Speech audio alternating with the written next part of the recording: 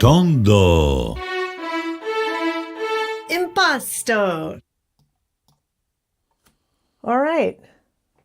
We're live. We're live? All right. And I am not sitting down because if you can see, there's a little bear over here.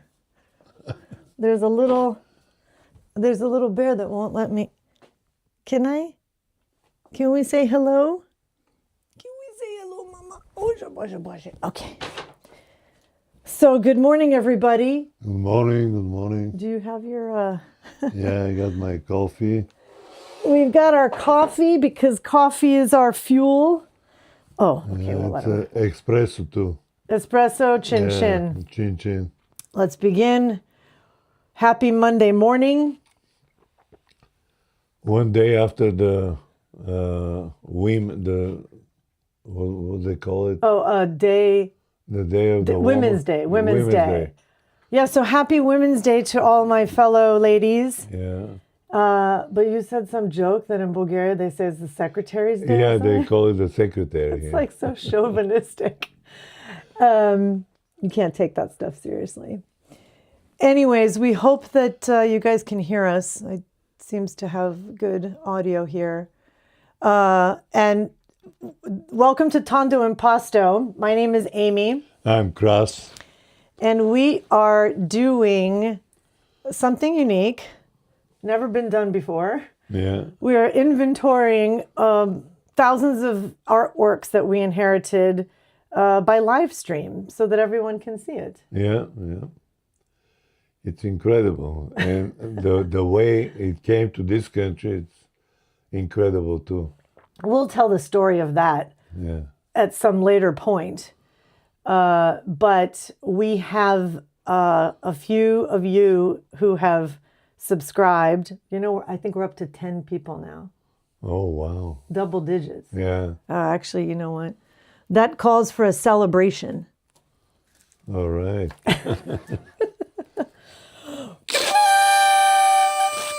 All right. Double digits. Double digits. Yeah. We need to get to 50 so we can take our phone and live stream from the storage facility. Well, maybe we'll grow. We'll grow. We'll definitely grow. We haven't told very many people, so if you're here, thank you. This is a father-daughter project here. Boris and Yova were my grandparents and Kras's parents, and they were both artists during communist times in Bulgaria. Yeah. And they didn't choose to be in the communist times. The communist times just happened. Yeah, it just happened. And so what's interesting is that if you didn't play politics and you weren't a party member, you were pretty much invisible. Yeah. Doesn't matter how talented you were. Especially when you do real art. Right. You're invisible, because it has to be a propaganda or something in order to show you. You have to paint factories. You got to paint some big faces, right, like a billboards. Yeah. People that they don't deserve to be in anything, and it was ridiculous. So it was ridiculous. We lived at one point in Delaware. Yeah. And I remember the subject material of a lot of the artists there were barns, baskets, and barrels. Do you remember that? So I'm thinking, during communist Bulgaria, it was factories, faces, and I don't know what else. Effers. Oh, yeah, and the history of soldiers that they fought for the communism. Right. Big fights and stuff like that. Yeah. So, anyways, there's probably, I was thinking about this, calling it almost like the throttled artist, because, nowadays, with internet, you can kind of censor somebody or, not make them as popular as other people. It just kind of depends who you know and what you're saying. But there's probably other artists throughout Eastern Europe that were quite talented that nobody knows about. Oh, definitely. So I hope that this inspires other, former, Soviet Republic ancestors or descendants like us to bring forward the collection Exactly. of their parents and grandparents. It doesn't necessarily have to be just art. It could be books that were censored and not published, poetry, commentary. So anyways, today we have 5 new pieces. And for anyone that has been here before, you notice that the pieces are like really small. It took us now, we're moving up to some larger ones. So shall we do one? Actually, let me move it over to the close-up and show you guys this piece. Is that even the right piece? I don't think it's the right piece, but okay, here's the paper for that piece. And I'll read you what Claudio... Oh, by the way, at Jeff's office, everybody's calling him Claudio. We use Claude Anthropic, and we nicknamed him Claudio. And so then another guy who's using Gemini, which is the Google version, he calls him Jimmy. So that's kind of funny.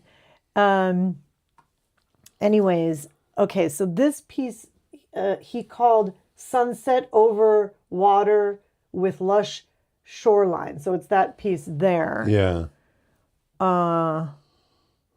Does that look to you like a sunset? Yeah, it is. I think it looks like a sunset too. And I actually, what I did was, I'm sorry, I'm trying to get, if you want to pick it up and look at it, I did a close-up of it. I'm just trying to, my mouse is acting funny. I did a close-up. Well, actually, it's got to be a sunrise. Oh, really? Okay, see, there you go. I knew that we would have. When I see it now, because that's the east. And sunset goes on the other side. So. Okay, very good. Yeah. See, this is the stuff that, Claudio's not going to be thinking of. Yeah. But instead of sunset, actually here, I gave you the wrong piece of paper. We need to change that to sunrise. Yeah. And, okay, so I'll read what he wrote. Luminous landscape markedly larger than the miniature board pieces. Composition is divided into atmospheric bands, warm, glowing sky of coral pinks, soft peach and salmon tones dominate the upper third, transitioning into golden yellows and pale whites, suggesting a sun breaking through haze or setting over water. The middle passage is a shimmering expanse of turquoise, pale blue, and soft greens, suggesting a lake or calm sea, reflecting the sky above. The lower half is rich with deep greens, teals, vivid red accents, and dark earth tones, depicting dense vegetation or a lush, overgrown shoreline. Bright pops of yellow-green in the lower foreground, and scattered white highlights throughout add energy and light. The paint is applied more thinly than the heavy impasto miniatures, but still shows visible brushwork and texture through the canvas weave. The overall mood is dreamy and atmospheric, almost impressionistic. Yeah. And, this is interesting because this one is also that meuroflage, which is the cheesecloth on the cardboard. Yeah. And then the adhesive was likely tutkal. Yeah. On this one. That's what the artists used to use in Bulgaria, I remember, Yeah, you mentioned that I think on Friday. Yeah. And I asked Claudio about the tutkal, but then we got something else that happened, so I didn't read his explanation, but his answer was Kras is right. Tutkal. It's an animal hide glue, essentially a rough form of gelatin made by boiling down animal collagen, bones, skin, or hide. Yeah. The bad smell is the dead giveaway. It was the standard adhesive in Bulgaria and across Eastern Europe for woodworking, bookbinding, icon painting, and art preparation. Yeah. There are actually a few types. There's kosten tutkal, which is bone glue. Yeah. Zayeshki tutkal, which is rabbit skin glue. Yeah. And then ribbon tutkal, fish glue. Yeah. I mean, can you remember how it smelled? It probably was terrible. No, well, the one that I smelled, I remember as a student out there, I don't know what kind it was, you know, to tell you the truth. It could be a bone. But did it smell really bad? Yeah, it smells bad. Yeah. You can probably remember the smell. Yeah. And then when it dries, you know, the smell goes away. Yeah. Well, they say that the rabbit glue is still used today by icon painters and conservators. It's the traditional primer for gessoing canvases and wooden panels before painting. Fish glue is prized for its elasticity and strength on organic materials. So you prepare it by soaking the dried granules in water for a few hours until they smell, and then heating gently in a water bath between 50 and 65 Celsius. Never above 65 Celsius or it breaks down. And yes, the whole process smells terrible. Boiled animal collagen is not pleasant. So this is likely what Boris used to adhere the cheesecloth to the corrugated board on that maroflage piece. So, if so, it's a very traditional, very strong, very Bulgarian approach to art making. Yeah.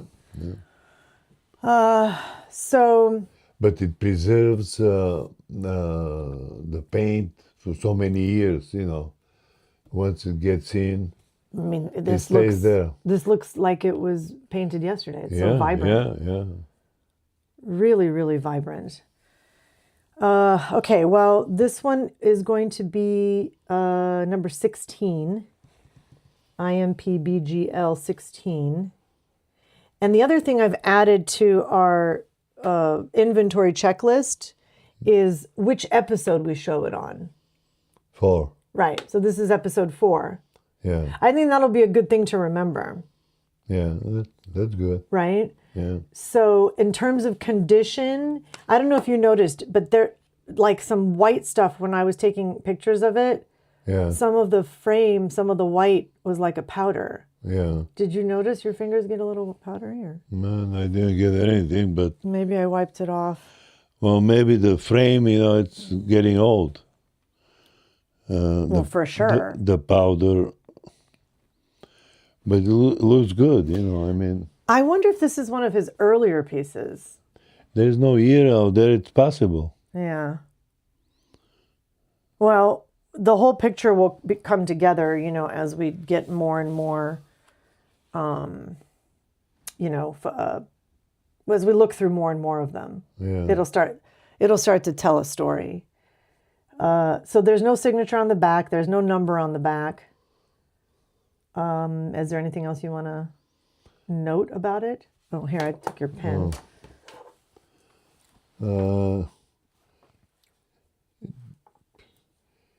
It's very good, you know. It's almost excellent. The painting is preserved just like it's done yesterday. I'll put excellent. Okay. And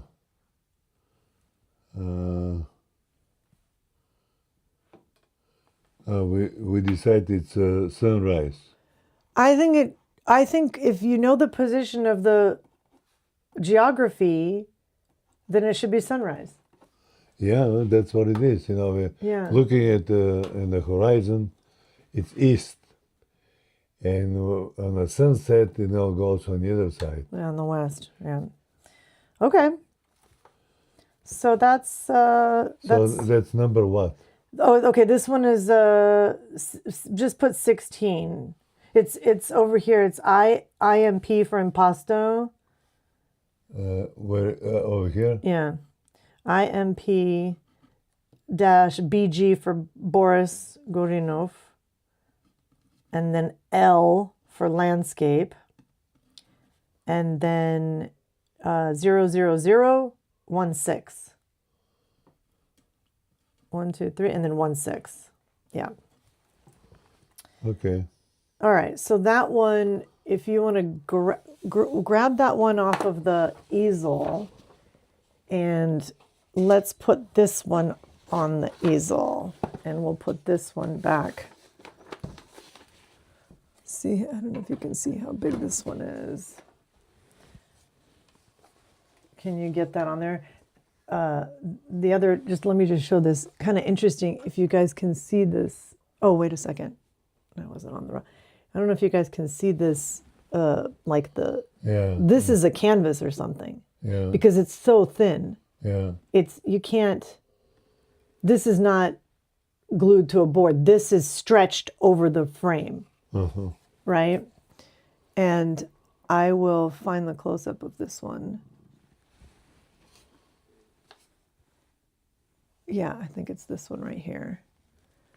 And you can put it on the easel. And then I will, okay, so that one he called roses in full bloom. I don't know if those look like roses. It's flowers for sure, but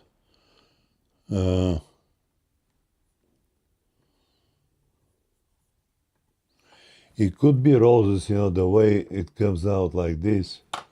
But purple roses? I mean, purple roses? Oh, yeah, they got all kinds of colors, the roses. But back then, Yeah. I thought Bulgaria, I mean, I know Bulgaria is like famous for its rose. Yeah, they got all kinds. The rose oil was sold to France for perfumes. Yeah, exactly. It makes cosmetics. They still do it. No, I know. Yeah. I know.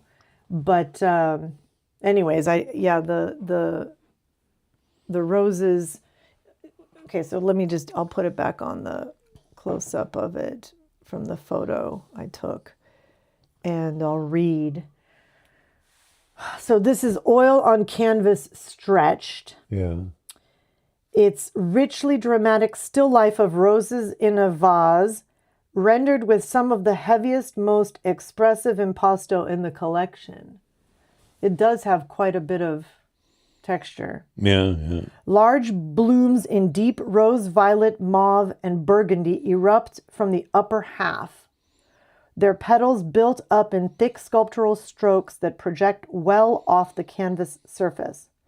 Vivid orange, burnt sienna, and deep cobalt blue swirl through the background in bold, almost violent brushwork, suggesting dark interior space or heavy drapery. Yeah. Yeah, that does look like it's like inside an evening or something. It looks like it was done in the atelier. Right? Yeah, because the light out there is like this, it's right, because it comes from the ceiling. Skylights. Yeah, and it's got the atmosphere that I remember. Yeah. Yeah. So it's got to be right there. And maybe but not almost like it's painted in the evening. Yeah. So let's just look at it again here. The flashes of teal and turquoise peek through where blooms part.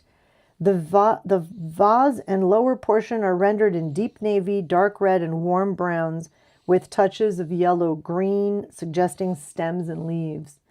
The overall mood is intensely emotional, lush, dark, and almost baroque in its density of color and paint. Among the most powerfully painted pieces in the collection. Yeah. So, yeah, the canvas on the stretcher, I mean, it's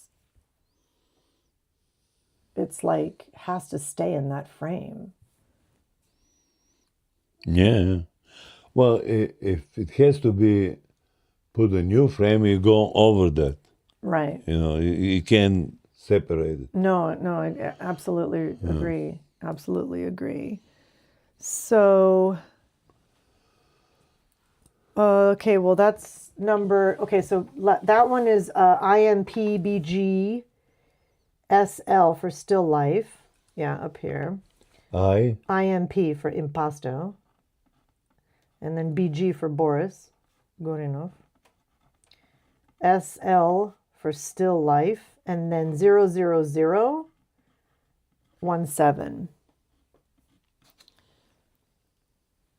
Very pretty. Okay. This one is with the frame, it's 32 centimeters high, which is about, let's say, 14 inches almost. Yeah. By 26.5 centimeters wide, which would be like, 10.5 inches. So, but when it was doing the frame, it said it was in a gold frame. And I said, no, that's a wooden frame, natural wood. So, Yeah. so we know that AI makes mistakes. Yeah. It's normal. That's why we're here to do the corrections. Yeah. So I was going to. Shall I introduce the backstory here that I was telling you about? Let me get, before we move on, we've got 3 more paintings for today, but I did want to share something about this project. As we've mentioned, it's a long time coming. I discovered all this work in your childhood house back in 2017, so, almost 10 years ago. And I was, I've been trying to figure out how to tell this story. Like, do I write a book about it? Do I try to do a screenplay and make a movie? Do I turn it into a documentary? I mean, there's just so many directions you can go. Yeah. So one of the things I was thinking about last year, because I don't know if you remember this, but I really loved the Muppets, the Muppet Show. Yeah. Yeah. It was like my favorite. Yeah. It's such a classical thing for a kid and, your imagination. I don't know if you guys can see back there, I've got a little Fozzie Bear Muppet. Yeah. And that was given to me by a friend in high school because that was my nickname, Fozzie. Oh. They called me Fozzie Bear. So what I was thinking about was to kind of tell the story through like turning us all into Muppets. Yeah. Let me just show you this is the mock-ups of the Muppets. This was last January, where we've got you, we've got me, we've got Yova, we've got Boris. I even have the cat in there. And one of my favorite photos is this trip. This was the first trip that Baba Yova came maybe 76. So here we are, the 3 of us in front of Niagara Falls. Yeah. And, just thought it was a cute picture. Obviously, it would be nice if your father was in it too. But anyways, I was playing around and I thought, well, maybe I could do us in turn us into Muppets. So this was the first version of us as Muppets, which is like not accurate at all. Because I think it's showing me as a little boy. It's showing your mom as Va-Va Voom, like Christy Brinkley or something, or Bo Derek. So, anyways, we did a second attempt, which I thought was a little bit better. This is cute. Looks, not exactly the same, but it works. So, anyways, I thought, well, if we could be Muppets, then we could tell this story, make it accessible for anyone. Yeah. Because they can just kind of imagine it's their grandmother or their grandfather or whatever. You don't have to put our faces to it. Yeah. And so, anyways, this is where it sort of fell off a cliff. It was this clip I did here where I took and I asked AI to just have you both give me a kiss. Yeah. And then it did something weird. It's like,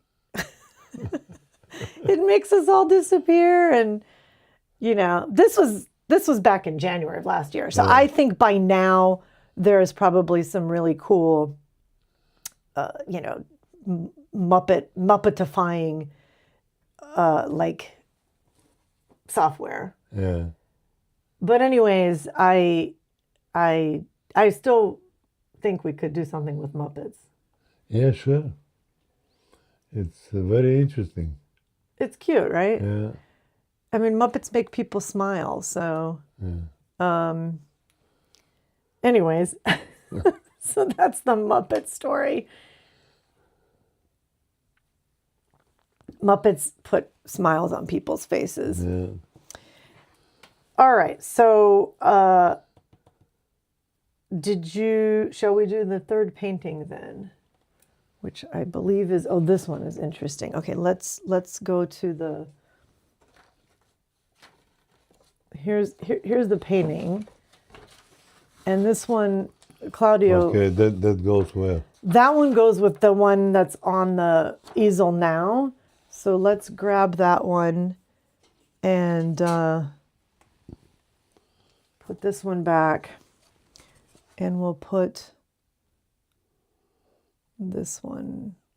So this is the new one now. I can't believe these high rises. Where are they? Exactly. That's what Claudio said. Was like striking an unexpected departure in subject matter. Could it be like those communists like Mladost or something, or? No, it's got to be out of the thoughts. They don't have a high rise like that. Could this be like when he flew into New York? Because didn't they have to fly through New York to? But there is a mountain in the back. Is that a mountain? I mean, yeah, it's so like just. I can't believe, I can't figure it out. So it says, tall buildings rise vertically from a dark base, their facades painted in pale greens, cream, soft yellows, and touches of pink and orange with strong vertical brushstrokes, suggesting lit windows and reflective glass. The tallest structure dominates the center, flanked by shorter buildings on either side. It doesn't have another. It's only one side is the tall one. So it's not either side. And the sky is deep, moody teal and cobalt blue, applied in thick strokes that wrap around the towers. A warm ochre brown band at the base suggests ground level streets or parkland. The overall mood is atmospheric and almost romantic, the city glowing against the night. One of the most unusual subjects in the collection, suggesting Boris's imagination or interest extended well beyond Bulgarian landscapes and still lifes that dominate his output. What do you think? Yeah, well, usually, he is very realistic. And usually he paints what he sees. And I think that maybe, it could be one of the stops in Paris, let's say, coming to here. But Paris buildings are not high. They're all No, but they have a modern Paris out there. They have That's true. high rises like that. Could be Frankfurt, Germany. Usually that's where they stop, Frankfurt. So he made a quick sketch. It's out of Bulgaria for sure, It could be Frankfurt, Maybe.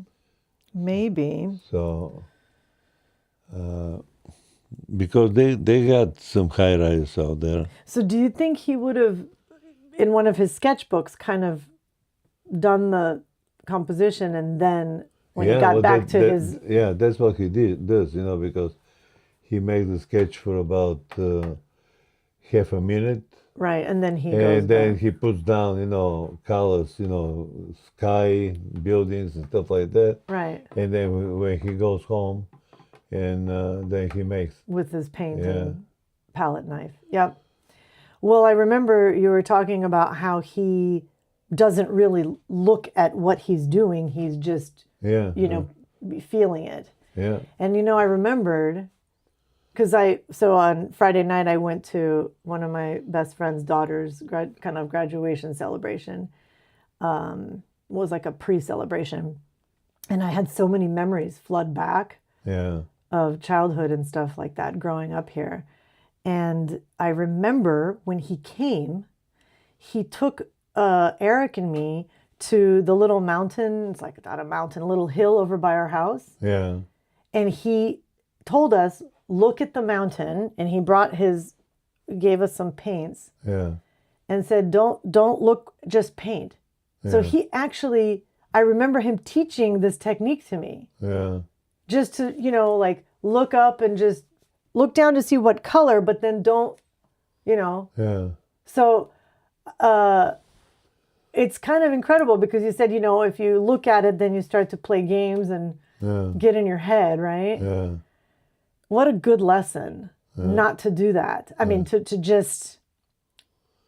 You have to express yourself whatever you feel like it without moving mechanically your arm, fingers and stuff like that. So it's a very nice, the real art is done like that. It's like music and stuff like that. You feel it, you compose it right there, Right. without too much Overthinking. overthinking.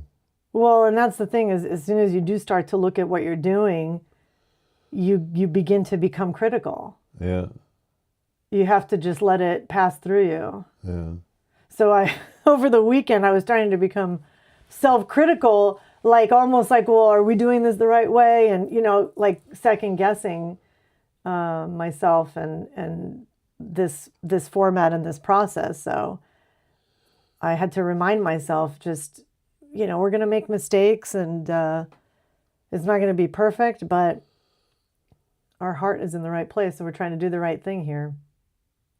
yeah. Huh.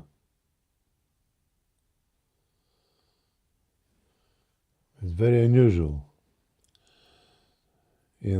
It's sometimes, when I look at it, the first reaction, I say, well, it's got to be from the Arab countries, Saudi Arabia or Dubai and stuff like that, because, there's nothing around it. Yeah. But did those skyscrapers exist back then? I mean, Dubai is pretty new. Yeah. And he would, No, would he he'd have never gone? been. Yeah, that's what I was going to say. Had he even gone there? My feeling was like that when I saw that. I said, it's got to be, one of the Emirates.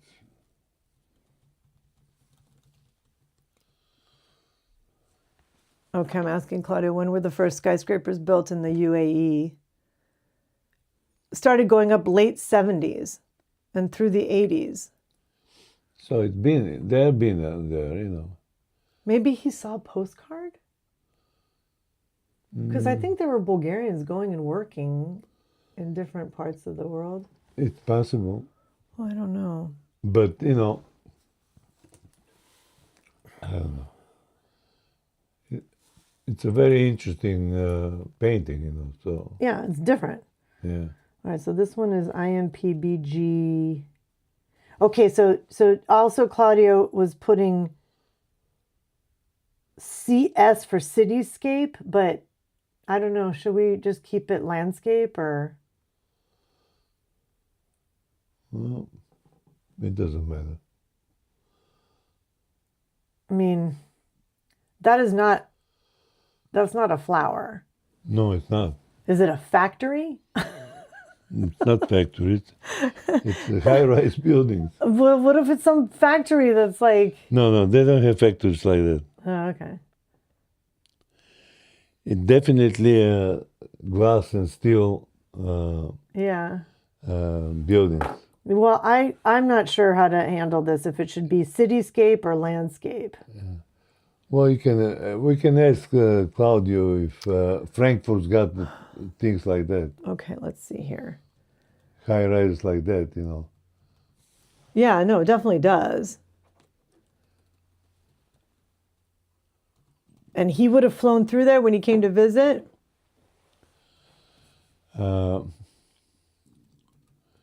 Because this is very unique. It's glass and steel. Yeah. But the yellow is suggesting that it's a... So look at this. Frankfurt was actually the exception in Europe. While most European cities resisted skyscrapers to preserve historic skylines, Frankfurt embraced them starting in the 70s. By the 80s, it had a cluster of high-rises in the banking districts that earned it the nickname Manhattan, a play on the Main River that runs through it. The Commerzbank Tower, Deutsche Bank headquarters, and other financial institutions drove the skyline upward. It's still the only city in continental Europe with a real skyscraper skyline. You see, I was right. Yeah. All right, well, let's call it Frankfurt then. Yeah. Frankfurt skyline. I love it. To all our German friends, Boris painted a little skyline in honor of Frankfurt.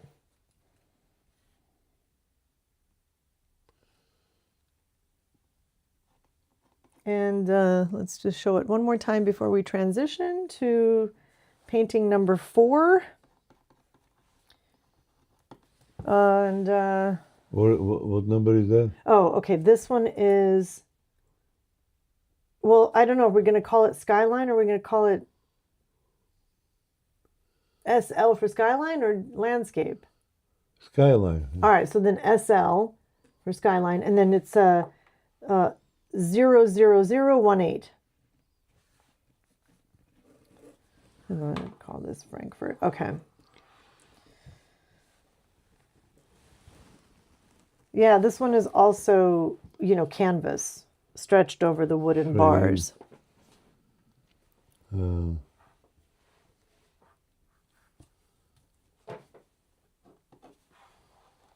right. All right, this is another pretty one. And put that one. And by the way, none of these have any signatures on them.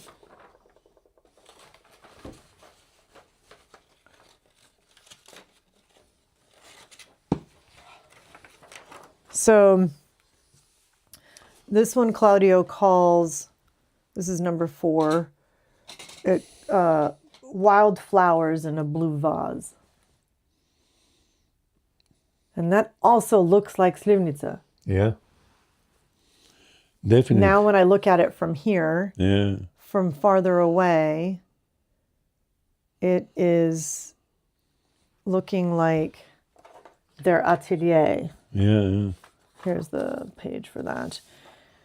So lush, deeply textured still life of tall wildflowers or possibly delphiniums and lilacs in a slender blue vase. The blooms cascade from the upper half in a riot of lavender, violet, soft pink, deep blue, and flashes of bright orange and yellow, rendered in thick, expressive impasto with individual petals built up as sculptural strokes. The vase is painted in cool blue-gray tones with vertical highlights, sitting on a warm surface of pinks, ochres, and muted browns, suggesting a tabletop or cloth. A small round form at the base of the vase, possibly a piece of fruit, adds a warm accent. Yeah. The background is rich with deep burgundy, dark brown, and flashes of teal, creating a warm, intimate interior atmosphere. The paint application is extraordinarily heavy throughout. And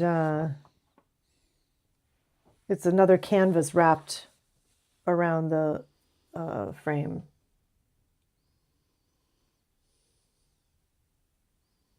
paint bleed throughout. So it looks like the paint is coming through the back of the canvas. Yeah. And I mean, very possible that's a Yova ceramic. No, it's not a ceramic, it's glass. Oh, you think that's another glass one? Yeah, another glass. Okay. Because you can see inside the roots. The stems. Yeah, it's a glass.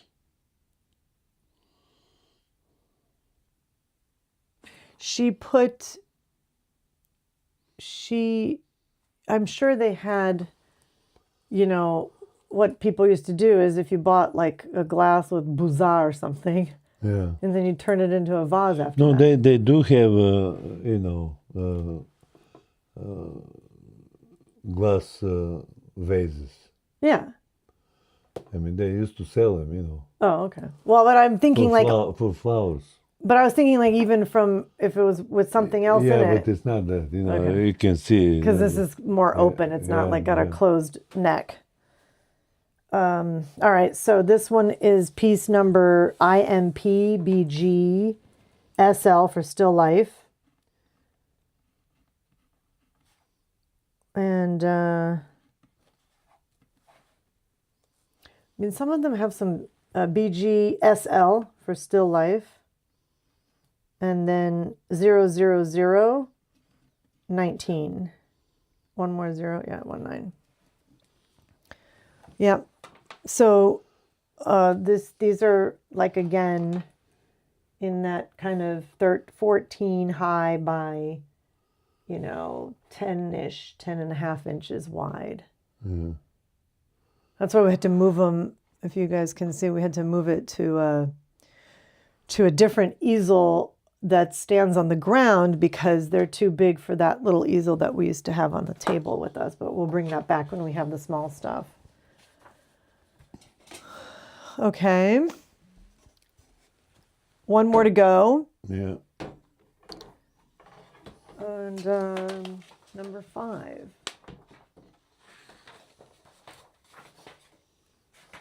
This one is called Flowers. Garden flowers in abundance, but I just put flowers there. Wow. Really pretty, right? Yeah, when you look at it like this, it's almost like a sculpture. Yeah, that one's got a lot of like built up paint on it. So what do you, okay, well, so you want me to read what Claudio is saying and then we can, I was just going to show it on how it looks.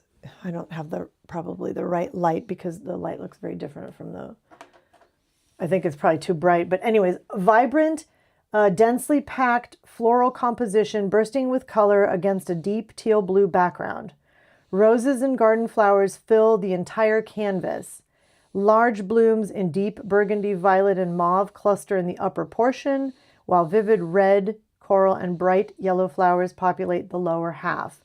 White and pale pink blossoms are scattered throughout, providing contrast against the darker tones.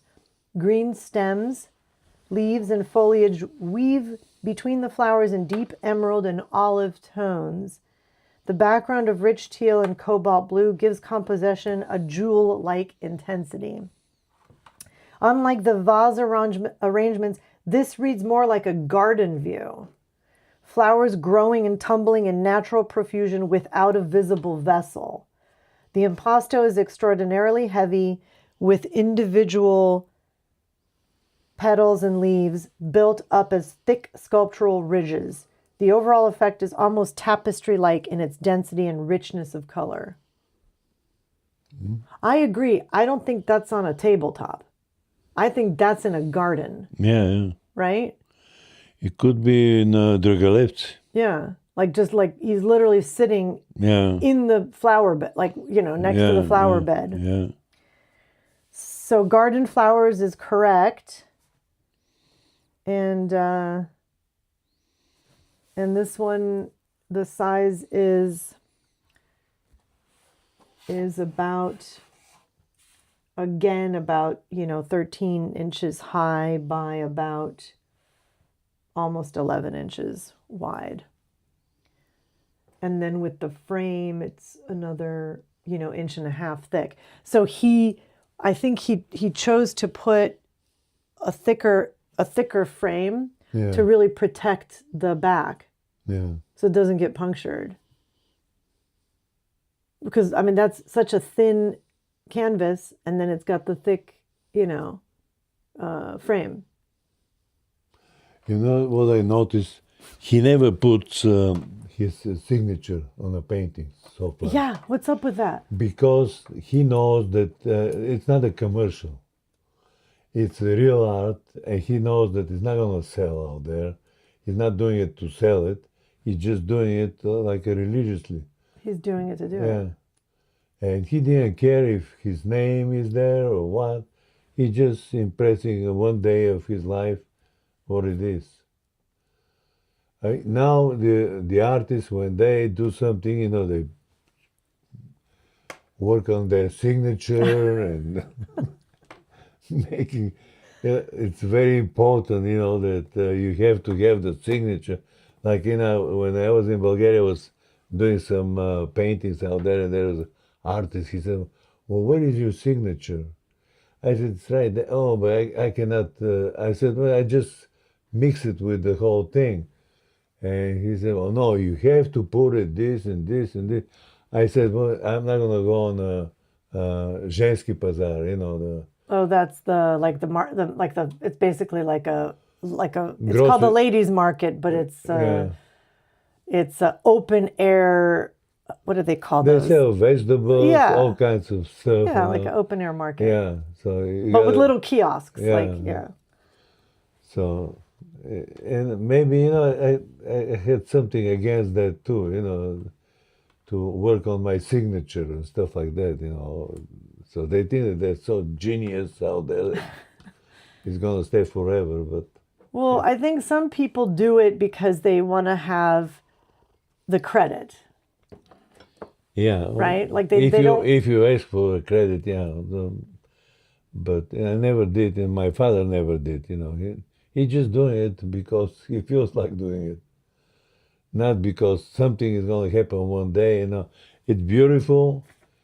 People can appreciate it. We know who the artist is. Well, we know. Yeah. But no one else knows. But now you all know because you can see it. That's what we're doing right now. So we're saying that that's his. That's who is making it. So we can get his name back. Yeah. Without being on a thing. So. Well, was it a common practice during communism, or you think he just? No, it's a system that all the artists, even from the French culture and stuff like that, they're putting their names. So, one time when they were selling their paintings on the street. And one day when they get famous by the signature, you can say, well, I have a painting, that costs now $1 million. Right. So it's type of a commercial thing that. I'm just telling Claudio what your new thought was.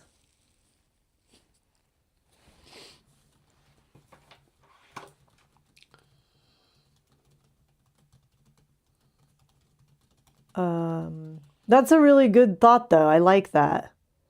Well, I've seen sketches of Michelangelo. Yeah. And he never put his signature either. Yeah. They're great. I mean, when you see it, you say, well, this is Michelangelo. You just know. And now the Christie or this big famous auction companies, if they have the signature, they're going to ask $5 more million. It's even more. Yeah. It's worth more. But when you see something like that, you know that that's Michelangelo or Raffaello or whatever, Yeah. Picasso, he signed, didn't he? Oh, Picasso puts his signature all the time, He was the most commercial artist there is living in this earth. Oh yeah. So Picasso is famous for that. Yeah. Well, you know, I mean, everybody does what they want to do. So Claudio says that's a really thoughtful observation from Kras. Artists in communist Bulgaria absolutely could and did sign their paintings. There was no rule against it. Most professional artists who exhibited through official Union of Bulgarian Artists signed their work as a matter of standard practice, especially for exhibition and sales. So him choosing not to sign it was just personal. And Kras makes a lot of sense. For Boris, these miniatures especially seem like they were private creative practice, painting for the love of it rather than for recognition or the art market. Yeah. Right? So, you know, maybe some of them for galleries because he was invited to do it, but not necessarily. Like he sent you some gifts, you know, in the mail between father and son. So signing them would have felt beside the point. Beside the point. Yeah, so people that were chasing state commissions, they were called honored artists or people's artists. They were doing that part of the building their profile. But he apparently wasn't interested in that game. At least not with these works.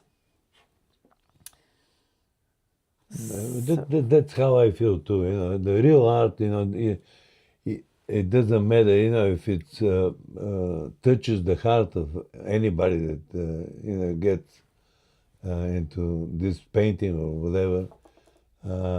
That's what it counts. Who the artist is, it doesn't matter. It's something that touches your heart and your soul. So that's the most important thing, and that's how he was.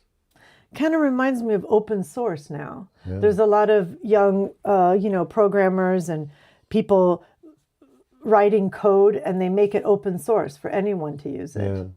And it's like, this is open source. Like, oh, let's. Well, like I'll tell you an example. You know, when he was here, you know, we were making a garden. We went to a farm to get some natural tor. What do you call that? Oh, like the soil?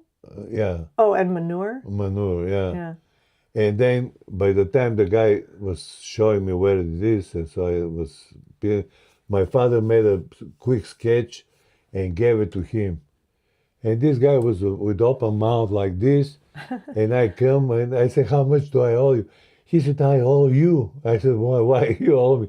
Oh, your father did a painting of me, and that's unbelievable. I said, well, we even then. Yeah, she oh. So he thought it was a money exchange or something.